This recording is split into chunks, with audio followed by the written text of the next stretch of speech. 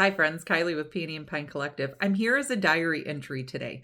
I'm here to get stuff off my chest. I'm here to talk about it. I'm here to engage with you guys to either for validation or for your strategy or your feedback. I don't know. I feel like I just really need a diary moment. My dog's going crazy, so she's going to be running around in the background. We've got squirrels that keep scratching at the door. They're out of food because they finished it yesterday, so now they're telling me that they're hungry and I'm putting them on a hunger strike for a minute. Anyway, so if you see her manically running around, it's because squirrels are upstairs and squirrels are downstairs. So I'm in this really weird transition right now. I'm been in restructure mode of my business for the last few months. If you are new here, again, my name is Kylie. I am the owner of Peony and Pine Collective, and previously I was a high volume liquidation live seller on Whatnot with 3 channels, with a premiere shop and then 2 what we called our baby channels.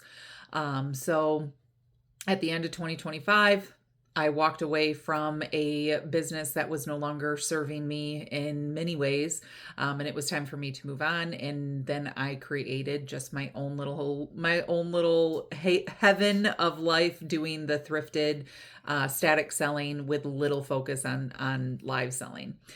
So I'm kind of at the backwards end of where a lot of my reseller friends are trying to go. I'm kind of coming down from where everybody's trying to go. So I kind of feel like I continuously am gaslighting myself into a few different areas. So again, this is my diary entry today. So again, I've been working on restructuring, focusing really hard on that static selling, because I already know, if in my heart, I already know Whatnot's not the answer.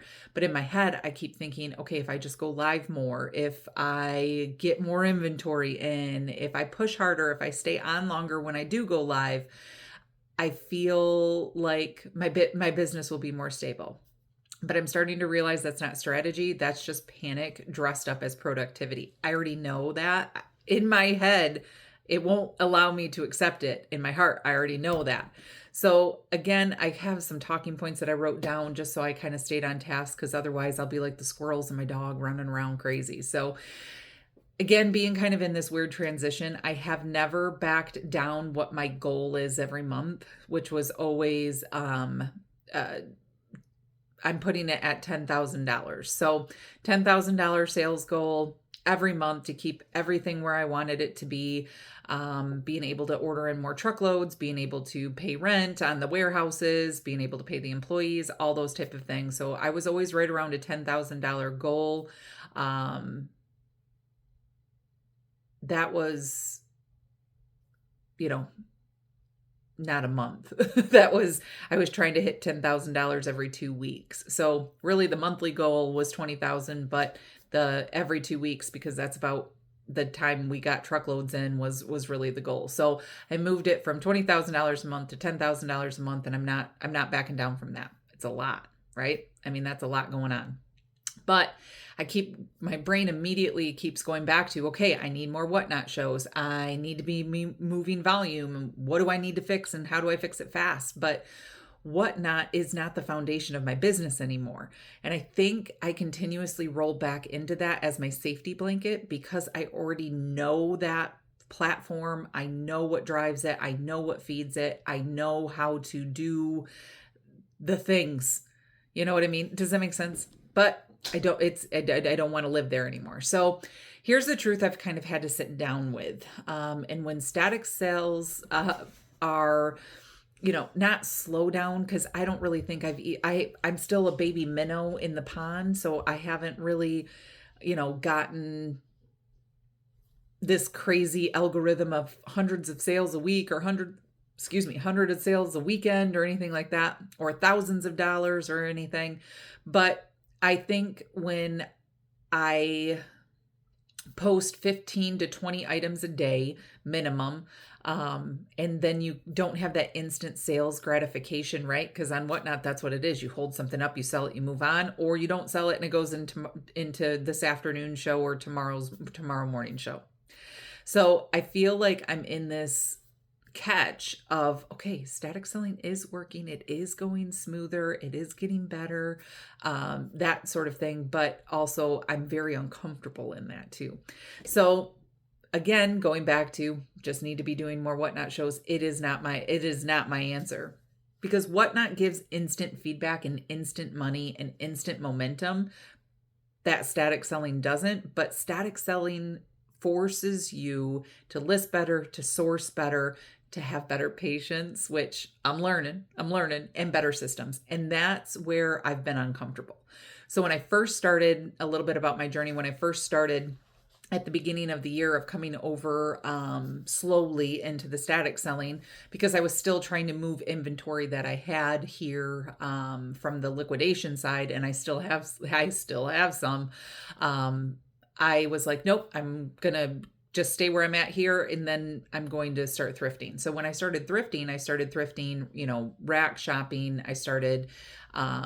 I had some bin opportunities that I went to, and then of course garage season is here now, and then the bins, I absolutely have fallen in love with those. But I was still sourcing during my transitional period between January and March. I was still sourcing for volume. So I was not paying attention to, what are those more valuable brands? What is the market and trend looking like? Wide leg pants versus skinny leg pants. Like I wasn't paying attention to that. I was like, oh no, this is good. This is cute. Because I do primarily still, even today, source by style. Then I source by brands. Where I'm located here, I don't have, I'm not in a high income. I don't know. I'm not in a super high income area. So in order for me to go to, more of the ritzier parts of town or whatever, it's just not always valid for me. So, I have to learn that I'm not always going to be getting the Viore and the Aloe and the Lululemon and the, big name brand. That was just athletic wear. I don't know why I even went there, but I'm not going to be able to find those all the time. So what I really focus on is the style of pieces and items, not the tags. And that, I think there's a beautiful blend to that. So when it came to Whatnot, I didn't care. I'm like, if it's cute, it's going. I'm grabbing it. I'm grabbing it, right? But that necessarily is not always, the best solution. So I was still sourcing, even though I was thrifting, I was still sourcing for volume, and I wasn't sourcing for profit, if that makes any sense. I wasn't sourcing with skill. So I think, again, I keep taking that uncomfortableness of what I'm still learning and where I'm still growing, and I keep confusing the discomfort with failure. And I think that that's something that we as resellers do regularly is we put our self-worth, our financial worth, all of those things immediately into failure mode. So that's my 2 cents on that. And that's something I'm still learning. So I'm restructuring everything, because I don't need more work. You know what I mean? As a reseller, a business owner, self-employed, all the things, we already have enough work. Like we don't get into this because we want to sleep in until noon and we want to stay up until 2:00 in the morning. Like we don't get into this for, that complete freedom. Now, do we get into this so we can stay at home with our kids? We can go to the baseball games. We can go on a lunch date with our girlfriend, hopefully play for a trip someday. Maybe that's your prerogative. I don't know. I've never paid for a trip. I've never gone anywhere. I've been self-employed for 5 years now, and I don't have a trip. There's no trips planned. So my business is solely my income for my household. And that's the way it is. And it's a big goal to hit every month. So again, that's where I immediately start kind of gaslighting myself into the answer's Whatnot. Because you're getting that instant income. Apparently I swallowed a dog hair or something. I don't know. I got to take a drink. Hold on. So anyway, I broke my business into something a little bit more simpler. Static selling is the foundation. Whatnot is the support. No, not the other way around. Whatnot has always been my main income. So when I walked away from that, I was just not used to kind of breathing for a second. So Whatnot was focused for cash flow, clearing inventory, boosting momentum, gaining followers. When I already have a system that's working, not for fixing slow days. So the static selling is working. My profit is there. I can't tell you the last time I actually profited $10 on an item on Whatnot. Sorry guys, I'm dead serious. I'm dead serious. And I was a full-time 4-year 3 channels on Whatnot. When was the last time I profited $10 or $32 or whatever? I mean, it's crazy. It's crazy to me. So I had to start thinking, if I want to hit this $10,000 a month, I had to start thinking, I just need to figure out my strategy and my structures to do that. And I have to stop thinking I need more sales. I had to break down and look at the math. And it's not about doing everything at once. And that's really hard for me. Number one, I have ADD. Number two, I have OCD tendencies, which when you have ADD can be a little bit exhausting. And I'm a worker bee. Like, I am just, what do we got to do? What do we got to do? I'm a problem solver. I'm a mover. It's just, I'm always doing something. So I had to break it down and stop thinking about trying to do everything at one time. And one of my big ones is I have over 1,000 items on my Whatnot shop in my bin, because I was doing flash sale shows with my previous setup, and I still have that inventory. But going over to platforms, they need real pictures, they need measurements. People on Whatnot don't freaking care about measurements when you're doing volume liquidation selling. They don't care, they just buy it. But my platform people do. So I have to take 600 items that I have, multiples of or whatever, and I have to figure out measurements. I have to take real photos of them. Now, mind you, I house my life now. My reselling life is one spare bedroom down here in my basement, my garage, and I have one storage unit. So logistically, that is just situationally feels overwhelming. But I'm starting to break it down in tiers, or stacking the tiers. And some of the items are quick flips. Some of the items are core profit. Some are high ticket anchor items. And then once I started looking at that structure, I realized I don't need the chaos of Whatnot brings. I just need consistency. Like repeatable output every week, not emotional decisions every week. How many times have you ran a Whatnot show and you're not getting sales because you're starting everything at $5? So you're like, Mom, I'm going to drop it down to $3, and everything sells at $3 and you're walking away with less than $2. And that doesn't even include your cost of goods, your time, your sourcing, your prepping, your shipping supplies. That's an emotional decision to get your room moving.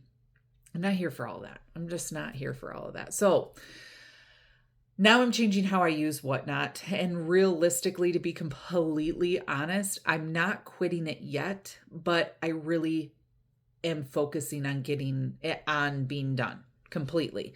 I'm not quitting yet. I need to move on. I need to be in a different stage of my life. And the hard part is you're seeing all over social media that live selling Whatnot, it's the answer, it's the key, it's the blah, blah, blah, whatever it is. You guys, it is not. It is not.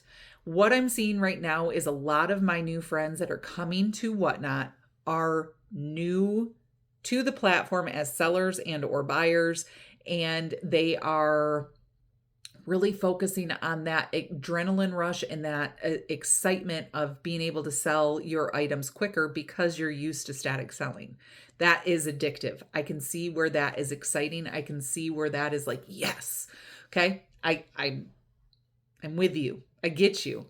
But I'm going to tell you right now, my big hitters on Whatnot, my liquidation friends that I have known throughout my liquidation journey, they're leaving Whatnot.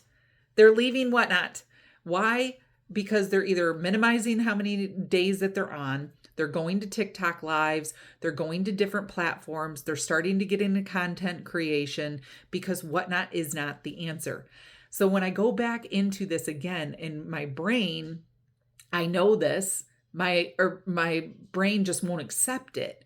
And it's crazy because I watch one of my very dear friends on there. They can have 600 people in their show, 600 potential buyers in their show, and they don't sell anything past $6. We're talking Target, Kohl's, Amazon, food. We're talking, they do a vast majority of crazy, crazy different categories: makeup, health and beauty. Sometimes they'll do clothing. So it's amazing to see that as they're going through their journey, that they're starting to realize, okay, I think our time has ran out. Their product lines haven't changed. Their personalities haven't changed. Their momentum hasn't changed. Their viewers has only gotten bigger. Their followers have only gotten bigger, and they can't get past selling items for more. So as I watch, I mean, is there different strategic things they could do? Yes, absolutely. Is there, different things that they could test the waters on? Sure. But when you're in liquidation and you are pushing that volume, you don't have time. You don't have time. You either have truckloads on the way, so you need to make space, or you need to get a truckload on order, so you need the funds right now. So you don't have time. That are what I'm noticing a little bit on the thrifting side, where we're doing pre-bids, preloads. We're doing a little bit more of like a boutique style show. We're doing a little bit more explaining. There's two different lanes that are happening there in my brain. There's many other lanes out on whatnot, but this is just in my brain.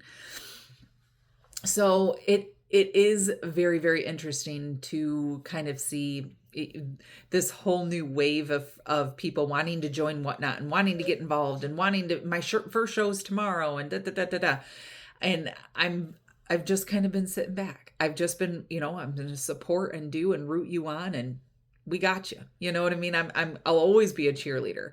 So again, kind of how I've started changing, how I utilize whatnot is just, again, I'm not quitting it, but I'm not overdoing it. And I'm removing it as a reaction from my brain. I got to. The squirrels must be getting closer. She's getting a little wild over there. So now it's a planned show. It's intentional over liquidation. It's extra cash flow when we want to do that.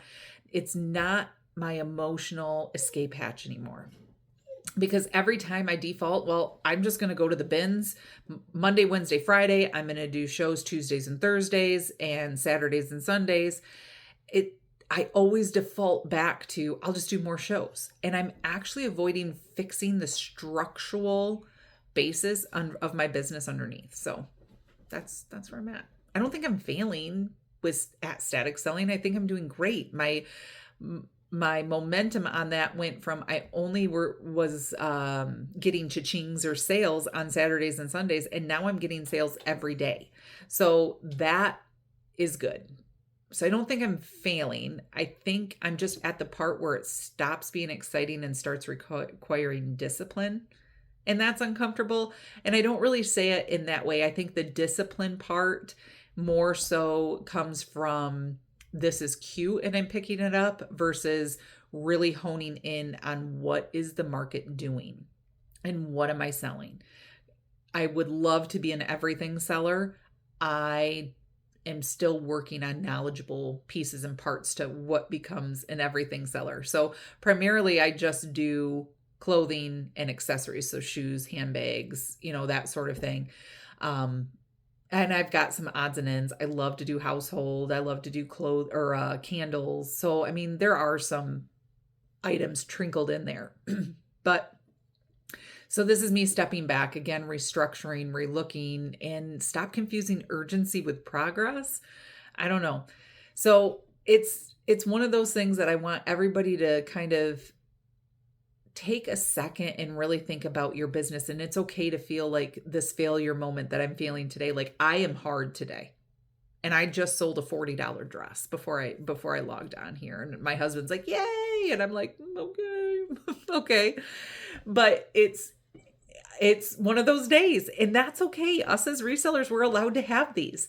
And I think where my brain is continuously taking me is into that problem solver mentality of what do I need to fix? What do I need to do? And what do I need to do right now?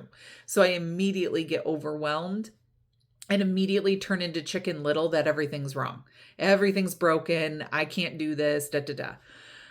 But, it's hard to break a cycle. It's hard to break a cycle, especially with now that I'm connecting and networking with so many resellers out there, and especially on this not the liquidation side, on the thrifting side, all that's getting pounded to each and every one of you every single day is whatnot is the key. Whatnot's the key to success. No, whatnot is the key to your instant gratification. That is what whatnot is. So I don't care what structure it is. I don't care if you're doing reduced shipping. I don't care if you're doing $5 starts. I don't care if you're starting your items at $10 or $1. I don't care. Whatnot is a hype. It there really is. So when you're looking at your business and or I shouldn't even say this, when you're looking at social media, $12,000 show, $10,000 show, $8,000 show, you guys, I'm telling you right now, nobody, I've seen one big person talk about what their, what do I want to say, their consignment deal is. One, he is super open about it and he talks about it. So immediately when you start seeing those numbers flash across your screen, you're like, I can do this. Take 20% off immediately because of fees and all of that with whatnot. You have to start looking at that. So, okay. So how are these big timers getting in all of this amazing name brand inventory? 90% of them do consignment. So then what are they really making and what is the consignor making? So yes, I would love to have a show that's filled with all the top name brands that everybody can't live without, or a full vintage show that's all the vintage Coach purses or all the yes, everybody wants that, but is everybody going to be able to do that? No. So I come from a place, when I do these videos and have these conversations, I come from a place of, I was a mom who got into reselling. I was a mom that exploded and got into bigger reselling and then got into liquidation and pallets and truckloads and warehouses and staff. I've been there. So when I come from that life and I come and I want to talk to each and every one of you, I'm talking as if you are just the basic reseller just wanting to start out. You're the basic thrifter that just wants to get going. You have to value your inventory and you have to value your time. Once you do your first whatnot show and you're like, I don't know how people do this for 6 hours. Gotcha. Been there. My longest show was 12 hours. My minimum daily show time was 4 to 6, as long as my goal was to sell 480 items. Okay. What is not seen behind the scenes, and this is where I have to pull myself out of this, is I love the show part. I can do the show, no problem. I love interacting. I love when you guys get great deals. I love showing you the items. I have no problem with any of that. I love the show. I don't love, in any sort of way, I don't love prepping, and I absolutely hate packing. I don't care what system you use. Stickers, number tags, the boxes with either the number or the name on them, it doesn't matter. It all takes time and effort into what you're doing. So if you come off a 4-hour whatnot show and you still got an hour of work to do, or you had 2 hours of prep time, or whatever, your system is your system, and nobody who has a system in place is going to be the cookie cutter for what you need for your business. So it doesn't matter. It doesn't matter. I've done them all. So again, going back to, I love doing the show. I have no problem, but now I got to pack it. Now I got to prep for tomorrow's show. Now I got to go out and source more or whatever. When I had pallets, it was okay. Now we need to get this ready for tomorrow's show. So there's still all of those pieces and parts built into either one I'm doing. So my focus, it is extremely scattered right now from the standpoint of, okay, do I just do it? No. No, I need to quit. I need to quit it. I am down to 1 day a week if I want to, and then I do supportive raid trains because I absolutely love the community of sellers. I love the community of buyers, and I love my chaos crew. So that's where I'm at. Do I want to do them 1 time a week? Do I want to do my no, because for me, yeah, it's taking focus away from what I'm trying to build and what I'm trying to do elsewhere. Do I love it because I get to hang out with my crew? Yes. That is why I do it. That is the only reason why I do it. I don't do it for financial gain because I'm telling you, there is none. There is none. Since switching over to thrifted liquidation from liquidation, I created my entire channel based on blowout deals, based on dollar starts, based on you get it for $1, it is what it is, and here we go. That's what I've built my entire channel off of, and now I'm trying to switch my channel over into value-based, and it is a little difficult. $5 items, $5 items. It's not bad. I love $5 deals.